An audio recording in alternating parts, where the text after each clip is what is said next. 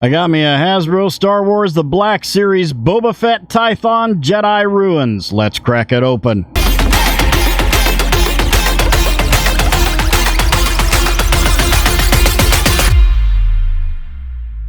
Greetings, toy heads, and welcome to another episode of Go Figure with me, your host, Eli Williams, here on the digitally Rebastard Network, the action figure show about news, reviews, collecting tips, customizations, kit bashing, everything that goes into this fun, nerdy hobby that you and I both love. And in this special episode, we're doing an unboxing and review of the Hasbro Star Wars The Black Series Boba Fett Tython Jedi Ruins. I went out today. Today is my birthday. And thank you to all the well-wishers. I went out with my family and stopped at my local mom-and-pop toy store just to see what they had, and they had this sitting there, and this is one that I had planned on getting because Boba Fett is my favorite character, and I try to get all the Boba Fetts. Sometimes that's hard. And this one is one that slipped by. It got gobbled up right at launch, and I know it's been out for a long time, but you know, I just got it. So let's have a look here. So we've got the older windowed packaging, Star Wars Black Series up here. There you can see Boba Fett and all his Boba Fettiness. Down here at the bottom, Star Wars The Mandalorian, because this is from The Mandalorian. Second season, I believe. Second season? The one before Book of Boba Fett, which I have that Boba Fett, the throne room Boba Fett. This is the one where he just got his armor back, and it's still pretty beat up from the Sarlacc pit because Cobb Vanth had it. And so you've got that orange banner there. Warning, choking hazard, don't put Boba Fett in your mouth because you might shoot the rocket in there and we'll have the whole rocket firing backpack thing all over again. Ages 4+, Hasbro logo. Here on the side, we've got Tamura Morrison unhelmeted, and you've got that picture for the collage. On this side, just more of the window and the Star Wars The Black Series down there at the bottom. On the back, we've got a blurb about Boba Fett. If you don't know who Boba Fett is by now, you're going to have to get out. Got that artwork again. Number 22 in that series. Jibbery jabbery legal jargon, ages 0 to 3, you know what that means. If your child is not born yet, they shouldn't play with these toys. That's right, you're welcome. And Disney, Hasbro, and then on the bottom we've got more jibbery jabbery legal jargon, Houses of Klingon, and barcode. Alright, let's open this up and get Trusty out. Pew! And get in here. Can't wait to have this dude on my shelf. I've wanted this for a while and actually kind of forgot about it. And I happened to be down there, went out to eat with my folks, and stopped in there, and I was just like, hey man, they got that. I need that. I'm getting it. So we've got some accessories here. Pretty much, I mean, this is... Well, I can't say this is a reuse of the Book of Boba Fett, or the Mandalorian, the Boba Fett throne room. There we go. My throne room Boba Fett from the end of the end of the second season, I think. I can't remember. Yeah, I think it was the end of the second season. Yeah, because it was. Yeah, he when he showed up at Jabba's palace and drilled Bib Fortuna, flap tab. But I bought that one loose. I could have probably waited because it's pretty cheap now, but I wanted it. All right, he is ready for the pedestal, and here we have him on the pedestal. Let's have a look at the accessories. First off, we've got the infamous helmet, really battle ravaged by stomach acid from the Sarlacc on the paint job there, but you can see that silver blending out from underneath there. Very classic look for Boba Fett. The darker blood red and the more olive colored green on the helmet before he did his paint job there. And then, of course, it is a removable helmet. Does have the rangefinder that is flexible on this one. Just a sweet looking helmet. That's just great. They did a really good job with the paint apps on there, scuffing it all up. It looks really good. And then we have his newer, which is I was a big advocate for the old blaster rifle, the EE-13, I think is what it's called. But this newer one, sort of a newer design of it, I really dig. I really like it a lot, and it looks fantastic. In a very matte but slightly shiny gunmetal. Down, you've got a brown stock on here with that pistol grip. It just is a fantastic gun. I just love this gun.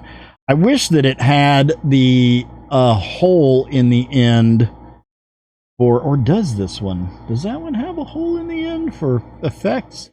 No, I don't think so.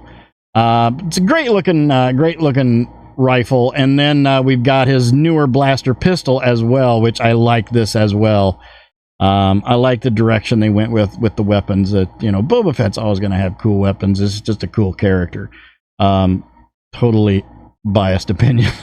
But same gunmetal. Got the brown handle, like a wood grain handle there. Looks really cool. And then we have his jetpack painted up in the old blue and yellow and red colors there. With a lot of scuff job on there. You can see they've added that silver paint app stuff on there to make. I don't know why it has this big silver slash across there. I'm not really sure why they did that, but this one also has the removable rocket that is in green. Because I imagine he had those in Slave 1. Yes, I call it Slave 1 because that's the name of his ship. I'm not going to call it Boba Fett Starship because that's stupid. But we've got the articulated jets on the bottom that do have the hole, so you can put the jetpack effects in this. Like from the Return of the Jedi Deluxe Boba Fett, my absolute favorite all-time Black Series figure. And then here we have Boba Fett, and Boba Fett stands at precisely 5 and 3/4 inches tall. He is not like I said before, he's not a reuse of the throne room. The throne room is a reuse of this because this one came out before this. But this one's slightly different because you still have that gray vest that the chest armor is attached to before he, redid it in black, blackish charcoal gray, and repainted it all in a more like BDU green. Otherwise, it's pretty much the same. It's a little bit lighter brown. This is all in black, and this is all in brown. Assuming that this was like his Tuscan robes, but it is pretty much the same sculpt as the throne room Boba Fett. Even the same head. The head is slightly a different color though. It's a little bit lighter, a little bit paler, but I totally dig this figure too. I really like that look. I wasn't big on it at first. Looking at this sculpt, same as the helmet, you've got a major scuffed up chest piece on there with the gauntlets all scuffed. Everything is just scuffed up and eaten away with stomach acid, except for the back, because you're going to put that backpack on there, which we will here in a moment. We'll get him all fixed up and put together. I like this new belt with all the rounds on it there. I thought that was just kind of cool, very cowboy looking, very Western looking. But we've got those gauntlets or pauldrons up here at the top. They are attached to the arm so that you have a little bit better articulation instead of them hanging off the end there. And then you've got the cables here, which do restrict that arm movement quite a bit, unfortunately. Because you don't have those on... Well, I guess you do have those on this one, but the other ones are attached to the other side of that. But, that thing on the arm, the gauntlet on the arm. But, yeah. Hey, those are... They kind of stretch. I'm kind of afraid I'm going to break them. But,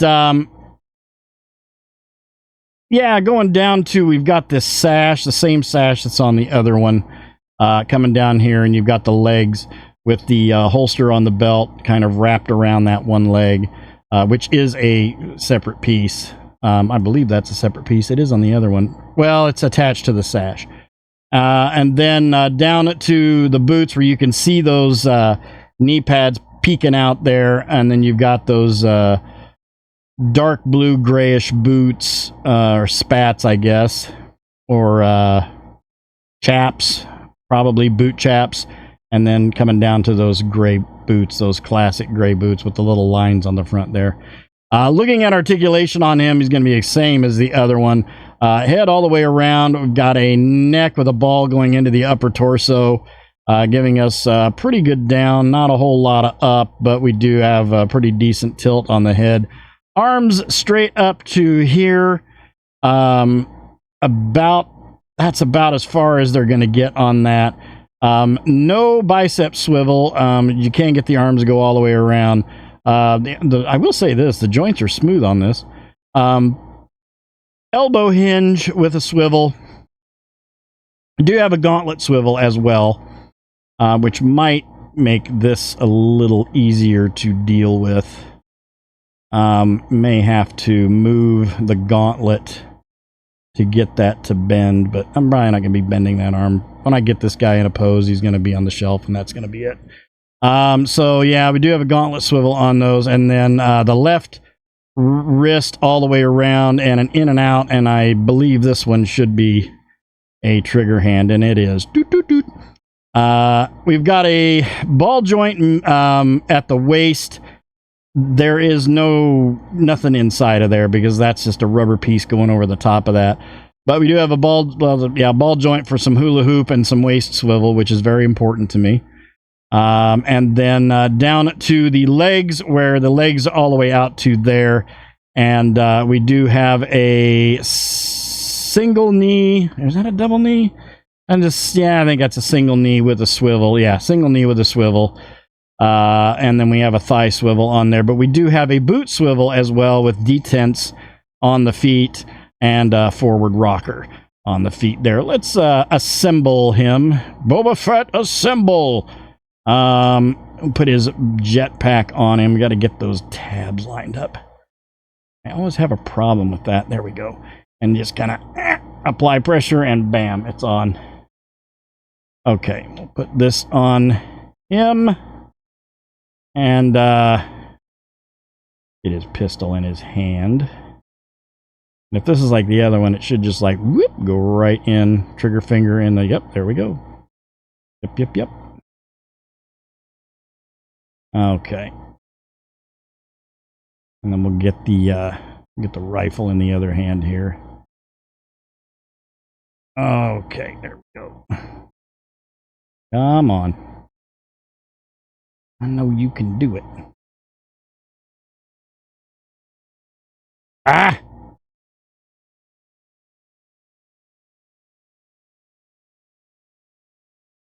Get this around here. There we go. Come on, get that thumb in there.